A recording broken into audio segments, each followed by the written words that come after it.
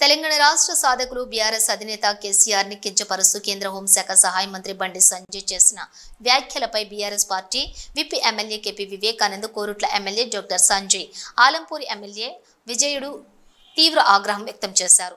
ఈ సందర్భంగా Telangana assembly media point వద్ద విలేకరులతో మాట్లాడుతూ బండి సంజయ్ మా పార్టీ అధినేత కేసీఆర్ పై అనుచిత వ్యాఖ్యలు చేశారు. ఆధారాలు లేకుండా తీవ్ర ఆరోపణలు చేశారు. రెచ్చగొట్టే మాటలతో ప్రజలను, ఇతర పార్టీల నాయకులను కించపరిచే ఇలాంటి నాయకులను ఇప్పటికైనా ప్రధాని మోడీ బర్తరఫ్ చేయాలి.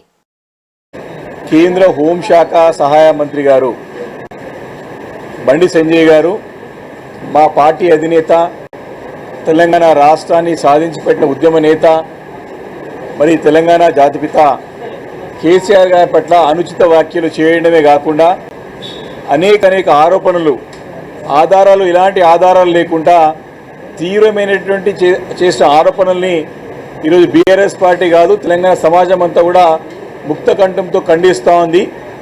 వారు ఒక బాధ్యత గల పదవిలో ఉన్నటువంటి బండి సంజయ్ గారు వారు ప్రమాణ స్వీకారం చేసేటప్పుడు మరి రాగద్వేషాలకు అతీతంగా పనిచేస్తామని చెప్పి ప్రమాణం చేస్తారు. కానీ వీరు వారి మనసులో అనేక రకమైన ద్వేషాలు, ఈర్ష్య, ద్వేషంతో మాట్లాడుతూ మరి కేసీఆర్ గారి పట్ల చేసిన వ్యాఖ్యలు తెలంగాణ సమాజం అంతా కూడా మరి బాధపడే విధంగా మరి మాట్లాడిన మాటలు చాలా తీవ్ర అభ్యంతరకరంగా ఉన్నటువంటి మాటల్ని మనం నిన్న చూసాం. బండి సంజయ్ గారు ఇప్పుడు కాదు, మొదటి నుండి కూడా కాంట్రవర్షియల్ స్టేట్మెంట్ చేసి ఎప్పుడైనా సరే రాజకీయాల్ని తన వైపు తిప్పుకోవడానికి ప్రయత్నం చేస్తూనే ఉన్నారు మొదటి నుంచి కూడా.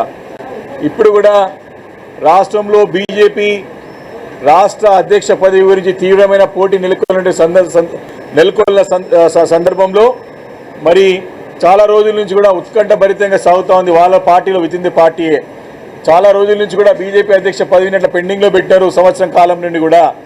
మరి అది చేజిక్కించుకోవడానికా లేకపోతే ఇంకొకరికైనా తన అనుయాయులకు ఇప్పించుకోవడానికి ప్రయత్నం చేసిన భాగంగానే ఈ రకమైనటువంటి వ్యాఖ్యలు చేసి మరి తన హోదాని మొత్తం తగ్గించుకునే విధంగా ఆ హోంశాఖ సహాయ మంత్రి పదవి యొక్క పూర్తి దాని విలువని దిగజార్చే విధంగా మరి యొక్క బండి సంజయ్ గారి వ్యాఖ్యలు నేను స్పష్టంగా అర్థమవుతా ఉంది.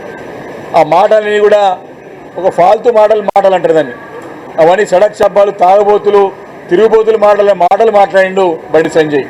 ఇది మొదటిసారి కాదు వారు మాట్లాడిన మాటలు. మొదటి నుండి కూడా ఏమనంటే హైదరాబాద్ నగరం పైన సర్జికల్ స్ట్రైక్ చేస్తాము, ఇంకేమనంటే పోయి నేను దర్గాలు తోతాను, మస్జిద్లో పోయి తోతా, పోయి అక్కడ బొందలు దేవులాడుతా అంటారు. అంటే ఆయన యొక్క పరిస్థితి, ఆయన యొక్క మానసిక పరిస్థితి ఏ రకమైన మాటలు మాట్లాడిపిస్తుందో స్పష్టంగా అర్థమవుతా ఉన్నది. కాబట్టి ఇంత కీలకమైన పదవిలో ఉండి దేశానికే కేంద్రంలో సహాయ మంత్రిగా ఉన్నటువంటి ఈ బండి సంజయ్ గారు దేశ ప్రతిష్టను కూడా దిగజార్చే విధంగా, తన పదవిని దిగజార్చుకునే విధంగా, తన పదవిని విలువని దిగజార్చే విధంగా మాట్లాడిన మాటలు మరి తీవ్రంగా మేము ఖండిస్తూ ఉన్నాం. ఇదే రకంగా కొనసాగితే ఎక్కువ రోజులు రాజకీయాలు సాగవు. బండి సంజయ్ గారు, నిజంగానే నీకు దమ్ము, సత్తా, ధైర్యం ఉంటే తెలంగాణ రాష్ట్రానికి ఒక నేషనల్ పార్క్ తీసుకురా, మన రాష్ట్రానికి నిధులు తీసుకురా. అది చేత కాదు కానీ ఈ రకమైనటువంటి రెచ్చగొట్టే మాటలు మాట్లాడి తన రాజకీయ పబం గడుపుకోవడానికి ప్రయత్నం చేస్తున్నాడు తప్ప మరి నిజంగా కూడా ఆ పదవితోని కానివ్వండి, ఆ యొక్క హోదాతోని కానివ్వండి రాష్ట్రానికి ఒరిగింది ఏమీ లేదు. కేవలం తన కరీంనగర్ ప్రజలు కూడా పట్టించుకునే పాపన ఓడు. కేవలం గాలిలో మాటలు మాట్లాడాలా, రెచ్చగొట్టే ప్రసంగాలు చేయాలా, విధ్వంసం సృష్టించే రకంగా ప్రవర్తించాలా, తద్వారా రాజకీయాలు చేయాలా. దయచేసి మిమ్మల్ని రిక్వెస్ట్ చేస్తా ఉన్నాను, ఈ పిచ్చివాగుడు, పనికిరాని మాటలు, వీధుల్లో మాట్లాడుకునే మాటలు దయచేసి మానుకొని మన కరీంనగర్ కానీ మన రాష్ట్రానికి కానీ రావాల్సిన నిధుల గురించి మీ వెనకాల ఎందరో మంది యువకులు మీ భాషల వల్ల మోసపోతూ ఉన్నారు, చెడిపోతూ ఉన్నారు. వాళ్లకు ఉద్యోగాలు వచ్చే విధంగా అవి మాట్లాడండి. విద్య, వైద్యము, ఉద్యోగము ఇవి మాట్లాడడం మొదలుపెట్టండి. చాలా రోజుల నుంచి ఇవే రాజకీయాలు మీరు ఆడుతూ ఉన్నారు. ఇప్పటికన్నా మీరు ఈ రాజకీయాలు, చిల్లర రాజకీయాలు మానుకొని హుందాగా రాజకీయాలు చేస్తూ మీకు పెద్ద పదవి వచ్చింది ఇవాళ, మీరు కేంద్ర మంత్రి ఇవాళ, ఇప్పుడు కూడా వీధి రౌడీలాగా మాట్లాడితే సబబు కాదు.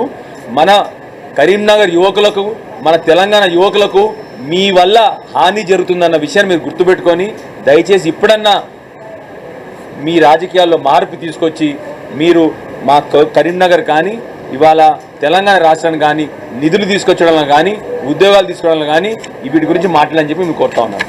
Thank you. జై తెలంగాణ.